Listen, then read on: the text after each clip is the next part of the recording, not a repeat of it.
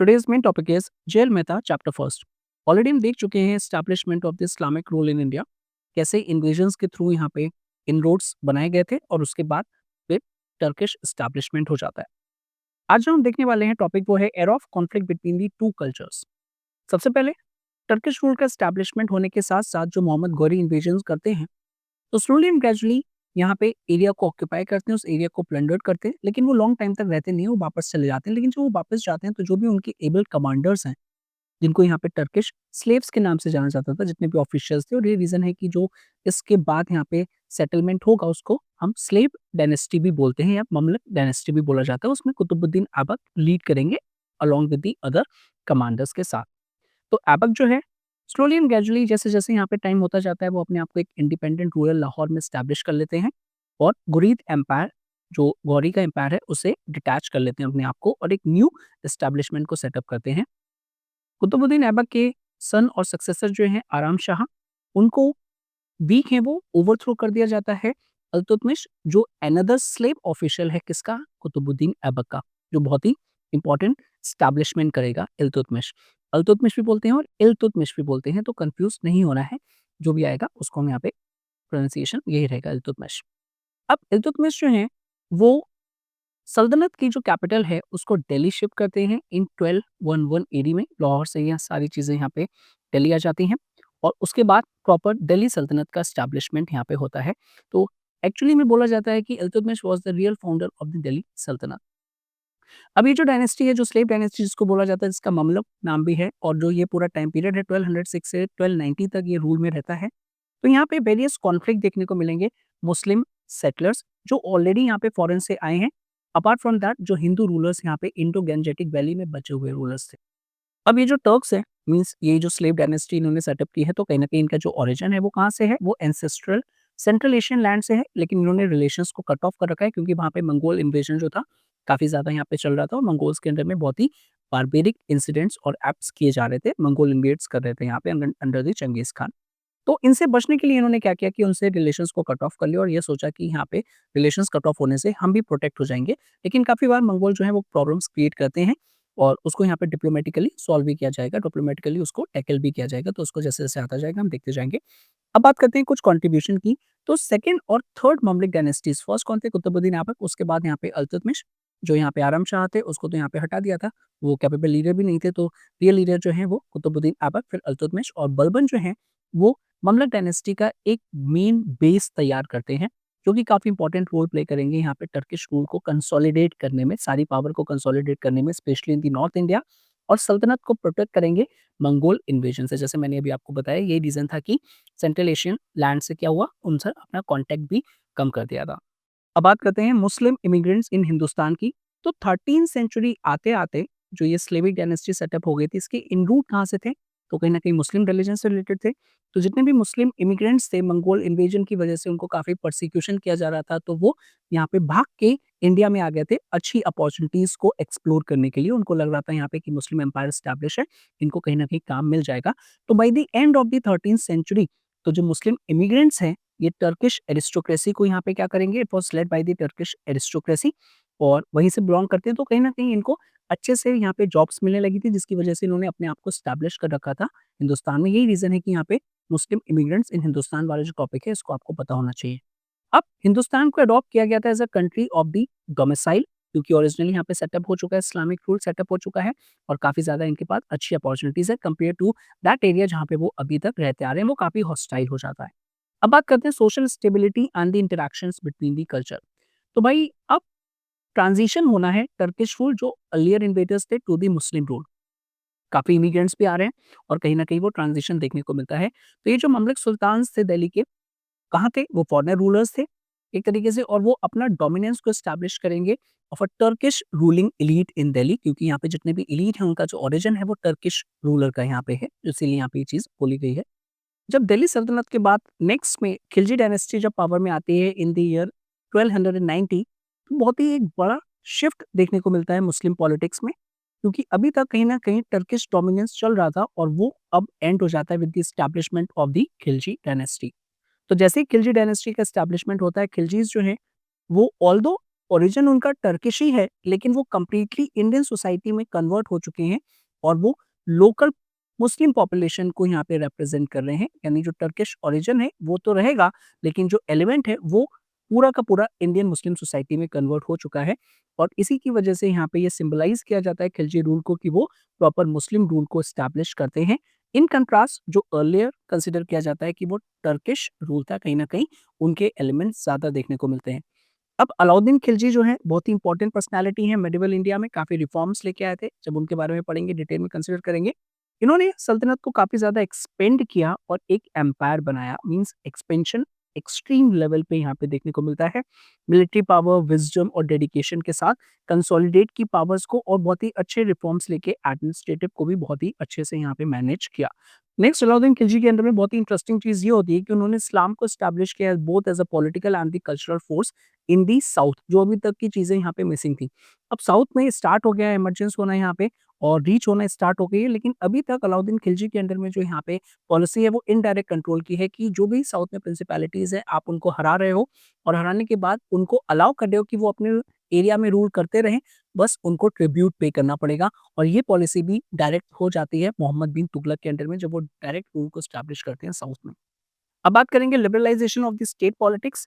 तो अलाउद्दीन जो है वो क्लियरली बोल देते हैं जो उलेमास हैं वो यहाँ पे एडमिनिस्ट्रेशन से दूर रहें, वो अपना काम करें और हम अपना काम करेंगे, यानी एक सेपरेशन ऑफ पावर की बात करेंगे। तो अलाउद्दीन खिलजी जो है वो यहाँ पे ओपन करते हैं public services to the commoners, even वो मुस्लिम इमिग्रेंट्स जो अनप्रिविलेज्ड हैं, Indian converts to Islam and Hindus. तो यहाँ पे उनका जो एडमिनिस्ट्रेशन है बहुत ही sound administration. Next topic is influence of the two great sultans. कौन कौन से? एक तो हो गए यहाँ पे अलाउद्दीन खिलजी, फिर मोहम्मद बिन तुगलक, तो उनके बारे में ज़रा देख लेते हैं। तो सोसाइटी और गवर्नेंस की अगर बात करें तो ये जो पर्सनैलिटीज़ थी, यहाँ पे ये सुल्तान्स थे तो ग्रेटली यहाँ पे इन्फ्लुएंस करते हैं अपनी पॉलिसीज़ की वजह से political administration empire, socio economic empire और cultural life of the empire. तो सारे के सारे यहाँ पे काफ़ी ग्रेट चेंजेस लाते हैं जिसकी वजह से इन सभी रिफॉर्म्स के, इन सभी यहाँ पे पॉलिसीज़ के इम्पैक्ट इनके सब्जेक्ट्स पे भी देखने को मिलते हैं। साथ ही साथ इनका जो मेन कंट्रीब्यूशन कंसीडर किया जाता है कि एक तो सिविल एडमिनिस्ट्रेशन में अब मेरिट के बेसिस पे सिलेक्शन हो रहा है। लैंड रेवेन्यू और फिस्कल रिफॉर्म्स को ईज़ी किया जा रहा है जिससे यहाँ पे लोग जो हैं उनके पास एक ट्रांसपेरेंसी रहे, लोगों को पता हो कितना टैक्स देना है, किस-किस एरिया में कितना टैक्स देना है, so on and so fourth. और जो डेक्कन पॉलिसीज़ थी वो इनडायरेक्ट से अब डायरेक्ट रूट यहाँ पे आ चुका है जिसकी वजह से एस्टैब्लिशमेंट जो है, जो प्रेज़ेंस है वो और ज़्यादा यहाँ पे बढ़ जाती है डेक्कन वाले एरियाज़ में। इनकी जो पॉलिसीज़ है वो इसलिए भी इम्पोर्टेंट हो जाती हैं क्योंकि जो भी पॉलिसीज़ बनाई जा रही हैं इसका सोशल कंटेंट जो है यानी सोसाइटी का जो इम्पैक्ट है वो बहुत इम्पोर्टेंट है, जो हमको हेल्प करता है सोसाइटी को अंडरस्टैंड करने में। और यहाँ पे जो जे.एल. मेहता है वो सोसाइटी के पर्सपेक्टिव से यहाँ पे इन्होंने मेडिवल हिस्ट्री का ये वॉल्यूम निकाला है, क्योंकि पॉलिटिकल की अगर हम बात करें तो काफ़ी ज़्यादा ग्रेट डिटेल अवेलेबल है, हिस्टोरियंस ने काफ़ी ज़्यादा वॉर्स के बारे में, सक्सेशन के बारे में सारा ग्रेट डिटेल में लिखा हुआ है। लेकिन when it comes to the society, क्योंकि रीज़न ये है कि जो मेडिवल यहाँ पे जो एम्परर्स हैं वो कोर्ट पोएट को अपॉइंट करते हैं और कोर्ट पोएट जो है वो डे टू डे लाइफ की एक्टिविटीज़ को तो नहीं लिखेंगे ना, कोई भी सिग्निफिकेंट इवेंट होगा उसके बारे में मेंशन करेंगे। और इसको यहाँ पे जो है वो सब आर्टन अप्रोच की जाती है कि understanding history from the bottom of the society. तो वहाँ के जो पीपल हैं उनकी जो लाइफ है उनके बारे में जानना इट इज़ वेरी सिग्निफिकेंट। अब रूलर ने तो कोई पॉलिसी निकाल दी, अब वो पेपर पे तो अच्छी लग रही पर उसका एक्चुअल इम्पैक्ट पीपल पे क्या हुआ, तो वो हम सोसाइटी को जब अंडरस्टैंड करेंगे तब चीज़ों को समझ पाएँगे। तो जो भी इनकी पॉलिसीज़ हैं वो सोशल कंटेंट प्रोवाइड करवा रही हैं जिसकी वजह से मेडिवल इंडियन सोसाइटी और कल्चर को अंडरस्टैंड करना काफ़ी सही और ईज़ी हो जाता है। अब बात करेंगे उनके नेक्स्ट फिरोज़ शाह तुगलक की बात करेंगे, तो फिरोज़ शाह तुगलक मोहम्मद बिन तुगलक के यहाँ पे ब्रदर और वो अप्रॉक्सिमेटली 4 डेकेड्स तक रूल करते हैं। लेकिन हिस्टोरियंस को इंटरेस्ट ज़्यादा मोहम्मद बिन तुगलक में है क्योंकि उन्होंने जो पॉलिसीज़ ली थी, वो काफ़ी ग्रेट, सिग्निफिकेंट और बहुत ही ज़्यादा यहाँ पे एक क्रिटिसिज़्म भी उनको आता है कि मोस्टली यहाँ पे जो भी मोहम्मद बिन तुगलक की पॉलिसीज़ थी, वो मोस्टली फेल हो गई थी। लेकिन when we do the critical examination तो हमें पता चलता है कि मोहम्मद बिन तुगलक जो थे वो अपने टाइम से आगे की सोचते थे and he was one of the great intellectual personality in the medieval time. और जो भी पॉलिसीज़ ली थी, वो पॉलिसीज़ खराब नहीं थी बट उनका इम्प्लीमेंटेशन जो था वो सही से नहीं हो पाया जिसकी वजह से मोस्टली हमको ये लगता है कि मोहम्मद बिन तुगलक एक फेल्ड रूलर हैं। लेकिन हिस्टोरियंस में काफ़ी क्रेज़ है उनके बारे में पढ़ने का, उनके बारे में और जानने का compare to the Firoz Shah Tughlaq जिन्होंने अप्रॉक्सिमेटली 37 टू 38 इयर्स यहाँ पे रूल किया था। अब फिरोज़ शाह तुगलक की गवर्नेंस की बात करेंगे तो ये काफ़ी ज़्यादा यहाँ पे जो थे वो ऑर्थोडॉक्स तरीके से काम करते थे और शरिया रूल के अकॉर्डिंगली करते थे। जिसकी वजह से ये हिंदूज़ के लिए काफ़ी इंटॉलरेंट थे यहाँ पे, ठीक है?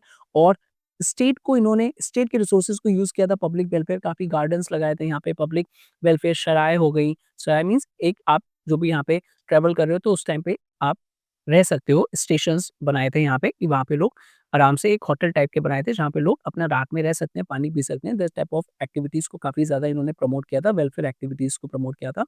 इनके जो इनिशिएटिव्स थे डेफिनिटली इंडियन मासेस को तो काफ़ी हेल्प करेंगे including Hindus despite his intolerance. तो रिलिजन में इंटॉलरेंस है लेकिन अगर when it comes to the policies तो पॉलिसीज़ जो है वो यहाँ पे ज़्यादा से ज़्यादा जो एडमिनिस्ट्रेशन पॉलिटिकली जो भी पॉलिसीज़ यहाँ पे बनाई जा रही हैं वो इन चीज़ को ध्यान रख के की जा रही है कि मोर और लेस दोनों को ही सेक्शन को बेनिफिट हो, चाहे वो मुस्लिम हो, चाहे वो हिंदूज़ हो। अब बात करते हैं सोशो कल्चरल का टर्निंग पॉइंट किसको कंसीडर किया जाता है 14th सेंचुरी जब खिलजी और डायनेस्टीज जो है तुगलक डायनेस्टीज जो है वो एक इंपॉर्टेंट रोल प्ले करती हैं इंडियन सोशो कल्चरल डेवलपमेंट में क्योंकि मोर और लेस यहाँ पे जितना भी चेंजेस आएगा वो इन्हीं यहाँ पे डायनेस्टीज के अंडर में आ जाएगा और यही जो पीरियड है इसमें ट्रांजिशन बोल दिया जाता है कि जो कल्चरल कॉन्फ्लिक्ट चल रहा था यहाँ पे इमिग्रेंट इस्लाम और इंडिजिनियस हिंदुज्म के बीच में यहाँ पे ट्रांजिशन देखने को मिलता है और प्रोग्रेशन देखने को मिलता है from stalemate to the mutual toleration. अभी तक जो यहाँ पे था एक स्टेलमेट लाइक सिचुएशन थी कि जो यहाँ पे बाहर से लोग आ रहे थे, इस्लाम वाले लोग यहाँ पे वही अपने आप को सुपीरियर कंसिडर कर रहे थे। लेकिन अब जो रूलर्स यहाँ पे आ रहे हैं, चाहे वो खिलजी डायनेस्टी हो या फिर तुगलक डायनेस्टी, वहाँ पे उन्होंने एक्सेप्ट कर रखा है कि मोस्टली यहाँ पे जो पीपल है वो लोकल पीपल है और वो लोकल पीपल जो है वो मुस्लिम नहीं है। इसीलिए हमको यहाँ पे टॉलरेंट पॉलिसी को यहाँ पे अडॉप्ट करना पड़ेगा। अदरवाइज़ यहाँ के पीपल अगर हमें एक्सेप्ट नहीं करेंगे तो हमारे लिए ईज़ी नहीं होगा यहाँ पे रूल करना। So that is the reason यहाँ पे टॉलरेट पॉलिसीज़ को देखने को मिलेगा या फिर रिलीजियस टॉलरेंस या फिर म्यूचुअल टॉलरेंस देखने को मिलेगा। Next is evolution of the socio cultural synthesis. तो जितना ज़्यादा इंटरेक्शन हो रहा है between the Hinduism and Islam में वैसे ही वैसे चीज़ें सिंथेसाइज होती जा रही हैं और एक न्यू फोर्सेस एमर्ज हो रही हैं जो टू ट्रेडिशंस को मर्ज करके एक नए ट्रेडिशंस को यहाँ पे एमर्ज करेंगी और ये चीज़ें सल्तनत के डिक्लाइन के बाद ज़्यादा देखने को मिलती हैं जब यहाँ पे तुगलक्स और यहाँ पे खिलजी डायनेस्टी पावर में आती है। तो इनके बीच का जो सोशियो कल्चरल सिंथेसिस है हिंदू मुस्लिम्स की वो काफ़ी इंक्रीज हो जाती है और अब काफ़ी ज़्यादा ग्रेटर इंडिपेंडेंस देखने को मिलता है दोनों कम्युनिटीज़ के बीच में। इतना ही नहीं, सल्तनत के डिक्लाइन के बाद एक चीज़ और देखने को मिलती है क्योंकि सल्तनत के टाइम पे इक़्तिदारी सिस्टम इमर्ज हो गया था। इक़्तिदार क्या होता है कि जो भी यहाँ पे सेंट्रल पावर है वो गवर्नर्स को अपॉइंट करती है या फिर इक़्तिदार्स को अपॉइंट करती है किसी भी एक पर्टिकुलर एरिया में। फॉर एग्ज़ाम्पल इक़्तिदार को अपॉइंट किया गया है यहाँ पे इस एरिया में तो इक़्तिदार का रोल क्या होगा कि वहाँ पे रेवेन्यू को कलेक्ट करेगा और रेवेन्यू को कलेक्ट करने के बाद यहाँ पे उसकी जितनी भी सैलरी होगी उस रेवेन्यू से वो सैलरी निकाल लेगा और जितना भी एक्स्ट्रा होगा फवाज़ील जो होगा, एक्स्ट्रा इनकम वो सेंट्रल गवर्नमेंट के साथ डिपॉज़िट कर देगा। अब जो सैलरी वो ले रहा है उसकी रिस्पॉन्सिबिलिटी क्या है कि उस एरिया में लॉ एंड ऑर्डर को मेंटेन रखेगा और जितने भी सोल्जर्स की रिक्वायरमेंट है, वो उसी सैलरी से निकालेगा। लेकिन ये सिस्टम जो है जब तक यहाँ पे स्ट्रॉन्ग पावर है सेंटर पे तब तक तो अच्छे से मैनेज होगा। जैसे ही पावर वीक होगी, ऐसा होता क्या है कि कोई भी स्ट्रॉन्ग रूलर है तब तक तो बहुत ही अच्छे से मैनेज कर रहा है सिस्टम को। जैसे ही कोई भी वीक रूलर पावर में आएगा, तो ये जो यहाँ पे ऑफिशियल्स हैं वो अपने आप को इंडिपेंडेंट कंसिडर कर देंगे और अपने एरिया में जहाँ पे इनको अपॉइंट किया गया था उसी को एक रीजनल स्टेट बना देंगे जो कि इंडिपेंडेंट होगा फ्रॉम द सेंट्रल गवर्नमेंट। तो इसकी वजह से यहाँ पे डिसेंट्रलाइजेशन देखने को मिलती है। जो एलिमेंट देखना चाहता है इक्तास का या फिर प्रोविंसेस के लिए जिनको यहाँ पे अपॉइंट किया जाता था, वही अपने एरिया को ही दूसरा एक रीजनल स्टेट बना लेते हैं। अब बात करेंगे formation of the Indo Muslim society की, तो 15th सेंचुरी के आते-आते जो इस्लाम है, वो काफ़ी ज़्यादा इंडियनाइज़्ड हो गया था क्योंकि मोस्टली यहाँ पे जो पीपल थे, जो एडॉप्ट कर रहे थे इस्लाम को, वो इंडियंस थे और इंडियंस अगर कोई भी एडॉप्शन होता है, कभी भी अगर एडॉप्शन होगा, तो जो पुराना एलिमेंट है, वो तो रहेगा रहेगा, साथ ही साथ नया एलिमेंट जुड़ जाएगा। तो ये इंडियनाइज़्ड इस्लाम देखने को मिलता है हमको और यही रीज़न है कि एक different set of socio cultural forces emerge हो जाती है, जिसको मैंने अभी ऊपर यहाँ पे डिस्कस किया था। तो मुस्लिम जो है यहाँ पे, वो एक इंटीग्रल पार्ट बन जाते हैं इंडियन सोसाइटी का और वो इंडो मुस्लिम सोसाइटी में कन्वर्ट हो जाते हैं, जिसमें हिंदू और मुस्लिम एलिमेंट्स दोनों ही यहाँ पे हमको देखने को मिलते हैं। अब ये जो इंटीग्रेशन हो रहा है कल्चर का, इसको हम फ्यूजन कहेंगे इस्लामिक और हिंदू ट्रेडिशंस का ऑलरेडी यहाँ पे। तो एक वर्ड यूज़ होता है इंटरमिंगल, जहाँ पे दोनों ही इस्लाम और हिंदूज़ के एलिमेंट को बना के एक नया कल्चर बन रहा है यहाँ पे और वो चीज़ें काफ़ी स्ट्रॉन्ग है। ये जो ब्लेंड हो रहा है यहाँ पे, काफ़ी इंडियन सोसाइटी एक्सेप्ट कर रही है, जिसमें इंडियन सोसाइटी के भी एलिमेंट हैं और मुस्लिम सोसाइटी के भी एलिमेंट हैं, दोनों को ही देखने को मिलते हैं। Next is Indianization of the Muslim rulers. अब जितने भी ये रीजनल मुस्लिम मोनार्क्स हो रहे हैं और जो एरिस्टोक्रेसी इमर्ज हो रहे हैं, तो ये लार्जली इंडियन बोला जाता है इनको कि वो इंडियन है ब्लड, थॉट और एटीट्यूड में। ऐसा क्यों? कि अर्लियर यहाँ पे जो अर्ली इस्लामिक रूल में जब सेटलमेंट हो रहा था तो ऑब्वियसली ये लोग यहाँ पे टर्किश ओरिजिन के थे।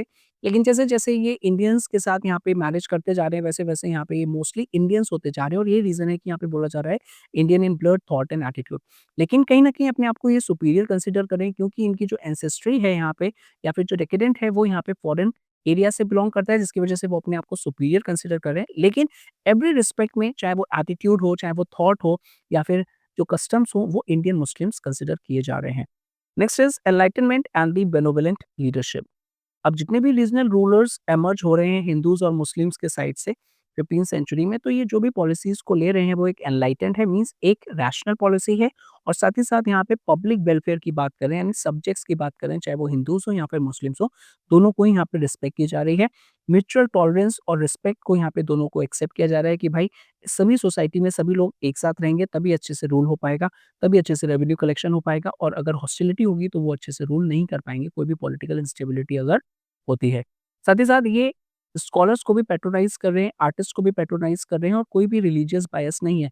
अगर एक मेरिटोरियस कैंडिडेट है, अगर एक अच्छा स्कॉलर है, चाहे वो लर्निंग में हो, आर्टिस्ट में हो, पेंटिंग में हो, सिंगर हो, उन सभी को अपॉइंट किया जा रहा है जिसकी वजह से सोशियो कल्चरल ग्रोथ इस टाइम पे बहुत ही ज़्यादा एमर्ज हो जाती है और मॉरल और मटेरियल एडवांसमेंट भी सोसाइटी का हायर देखने को मिलता है। तो ये वो पर्सपेक्टिव हैं जो हमने पॉलिटिकल हिस्ट्री को पढ़-पढ़ के मेडिवल इंडिया में वो काफ़ी ज़्यादा हमने उसको लेफ्ट ओवर कर दिया, लेकिन यही रीज़न है जेल मेहता काफ़ी इंपॉर्टेंट बुक बन जाती है, सोसाइटी के पर्सपेक्टिव से अंडरस्टैंड करने के लिए, डे टू डे लाइफ में पीपल जो एक्सपीरियंस करते हैं, उनको अंडरस्टैंड करने में और सोसाइटी वर्ज़न प्रोवाइड करवाने में हमको काफ़ी हेल्प करती है। That is the reason it is a very, very, very must read book. Next topic is cultural development in the Indo Muslim society. तो ये तो हमने देख लिया कि इंडो मुस्लिम सोसाइटी जो है वो काफ़ी चीज़ें इंटरमिंगल्ड हो रही हैं, एक-दूसरे से ही ली जा रही हैं, जो भी अच्छे-अच्छे एलिमेंट्स हैं। अब कल्चरल डेवलपमेंट कैसे चल रहा है, तो वो हमको समझना है। तो यहाँ पे अमीर खुसरो जो हैं इम्पोर्टेंट स्कॉलर, पोएट आप कुछ भी कह सकते हो, तो वो यहाँ पे मेंशन कर रहे हैं एक कल्चरल पायनियर। अमीर खुसरो को कंसीडर किया जाता है कि बहुत ही इम्पोर्टेंट फर्स्ट प्रोमिनेंट रिप्रेजेंटेटिव हैं जो कि रिप्रेजेंट करते हैं हिंदू मुस्लिम सोसाइटी और कल्चर को। यानी उन्होंने काफ़ी इम्पोर्टेंट रोल प्ले किया था दोनों के इंटरमिंगल करने में और यहाँ पे खिलजीज़ के टाइम पे भी वो थे और तुगलक सुल्तान्स के अंडर में भी उन्होंने यहाँ पे काम किया है। और ये जो है वो उर्दू को यहाँ पे जन्म देने वाले बताए जाते हैं कि जिसमें हिंदवी और इस्लामिक जो पर्शियन एलिमेंट हैं दोनों ही देखने को मिलते हैं। यहाँ symbol of the culture synthesis दो उर्दू जो है यहाँ पे वो एक लिटरेरी हेरिटेज एमर्ज हो रहा है जो कि हिंदूज़ और मुस्लिम दोनों ही यहाँ पे यूज़ कर रहे हैं और ये यहाँ पे जो उर्दू का इमर्जेंस है उसको एक कल्चरल सिंथेसिस देखा जा रहा है, वो दोनों में ही कॉमन है हिंदुइज़्म एंड इस्लाम्स में। अब बात करेंगे यहाँ पे दिल्ली सल्तनत के बारे में, तो दिल्ली सल्तनत के जो सुल्तान थे, सो उनको भी बहुत ही ज़्यादा ग्रेट बिल्डर्स बोला जा रहा है यहाँ पे कि उन्होंने काफ़ी टाउन्स को यहाँ पे बनाया है और वो टाउन्स काफ़ी प्रॉस्पेरस हुए हैं जो ट्रेड एंड कॉमर्स के नेटवर्क में आते थे। फॉर एग्ज़ाम्पल कोई भी एक ट्रेड नेटवर्क है और जिस एरियाज़ पे यहाँ पे ट्रेडिंग पोस्ट बनाई जाती थी, तो वहीं यहाँ पे जो है उन टाउन्स की प्रॉस्पेरिटी काफ़ी इंक्रीज़ होती जाती थी। दूसरा, उन्होंने आर्किटेक्चर में काफ़ी ज़्यादा फ़ोकस किया है, इस्लामिक एलिमेंट्स थे। इस्लामिक एलिमेंट ज़रूर थे लेकिन उनको बना कौन रहा है? इंडियंस बना रहे हैं, तो इन चाह के भी वो इस्लामिक कंप्लीट एलिमेंट नहीं हो पा रहा है और वो इंडो इस्लामिक आर्किटेक्चर बन जा रहा है क्योंकि डिज़ाइन ज़रूर इस्लामिक है, लेकिन उसको बना इंडियंस ने जिसकी वजह से यहाँ पे इंडियन टच भी आ जा रहा है, जिसको हम इंडो सार्सेनिक कल्चर भी बोला जाता है। तो ये भी सिंथेसिस देखने को मिलती है इस्लाम और इंडियन ट्रेडिशंस में।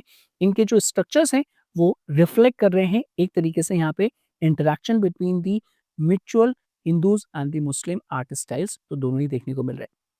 अब बात करते हैं भक्ति reformers and the Sufi cents. तो भक्ति रिफॉर्मर्स, सूफी सेंट्स जो हैं वो दोनों ही यहाँ पे सोसाइटी के रिफॉर्म के लिए काम कर रहे हैं। चाहे वो ब्राह्मणिज़्म की अगर हम बात करें तो वो ऑर्थोडॉक्स सोसाइटी जहाँ पे कुछ सेक्शन को आउटकास्ट कंसिडर किया जा रहा था यहाँ पे और इस्लाम में भी जो है वो काफ़ी ज़्यादा यहाँ पे जो शरिया के अकॉर्डिंगली जो है वो उनको काफ़ी लोगों को आउटकास्ट कर दिया जा रहा था।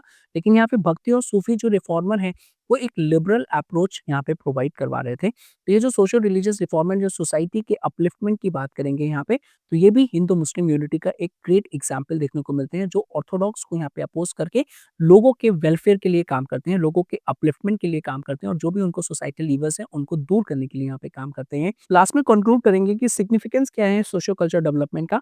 तो सोशियो कल्चर को समझ के हम जो पीपल हैं उनकी डे टू डे लाइफ की जो एक्सपीरियंस है उनको समझ सकते हैं, सोसाइटी में क्या चल रहा था, क्योंकि पॉलिटिकली तो चीज़ें काफ़ी डिफरेंट थी। पॉलिटिकली अगर हम बात करेंगे तो सिर्फ़ और सिर्फ़ एलिटिस्ट ग्रुप वाला यहाँ पे इमर्जेंस हमको देखने को मिलेगा। उनके व्यू से हिस्ट्री अगर हम देखेंगे तो पॉलिटिकल हिस्ट्री में हमको देखने को मिलता है कि कितने वॉर हुए, कितना सक्सेशन हुआ, किस के अंडर में कितनी टेरिटरी थी, क्या-क्या रिफॉर्म्स लाए, क्या-क्या पॉलिसीज़ लेके आया।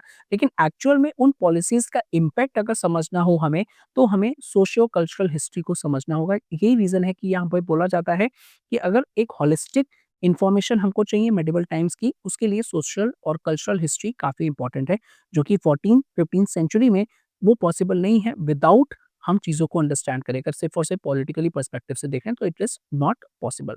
नेक्स्ट बात करते हैं कि मुगल रूल के आने के बाद क्या-क्या चेंजेज़ आए, तो डेफिनिटली एक सिग्निफिकेंट इवेंट था with the arrival of the Mughals.